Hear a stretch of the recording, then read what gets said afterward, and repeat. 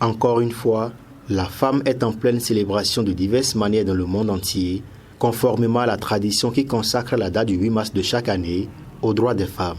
Ainsi, au cours de ce mois, des messages fusent de partout afin d'honorer la femme. Des messages très poétiques qui montrent combien la femme est une créature merveilleuse et essentielle pour un meilleur monde. Mais au-delà de cette date, la situation de la femme en Afrique reste de loin reluisante, puisqu'elle est toujours perçue comme l'être qui se laisse définir par les hommes. La plupart des femmes africaines en général et celles du Bénin étudient pour vivre toute leur vie dans un ménage sans rien faire de plus que procréer tout en subissant les caprices de l'homme. Ainsi, malgré elle, la femme se contente pleinement de la place que la société lui confère. Pour celles qui se disent émancipées, elles deviennent esclaves de leur émancipation. Car, voulant jouir de leur égalité légale avec l'homme, elles se mettent sous le joug d'un travail organisé par la société selon les facultés intrinsèques des hommes.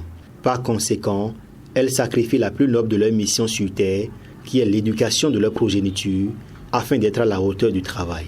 Au nom de l'amour pour la gente féminine, les femmes ont plus besoin de discrimination que de droits, car plus la femme a de droits, plus elle est malheureuse. Cependant, elle sera plus heureuse quand la société lui aura accordé assez de discrimination positive.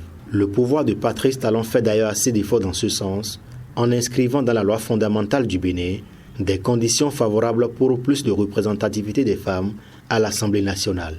Mais au-delà de cette discrimination qui honore la femme béninoise, il est urgent aujourd'hui d'en faire de même en ce qui concerne la masse horaire de travail, puisqu'il est inconcevable que dans une société patriarcale, où l'homme jouit naturellement d'une autorité sur la femme, les deux sexes soient obligés de travailler durant la même masse horaire.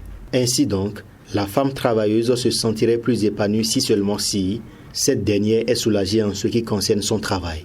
Alors, la réduction de la masse horaire de travail pour la femme la rendra plus efficace pour la société tout entière.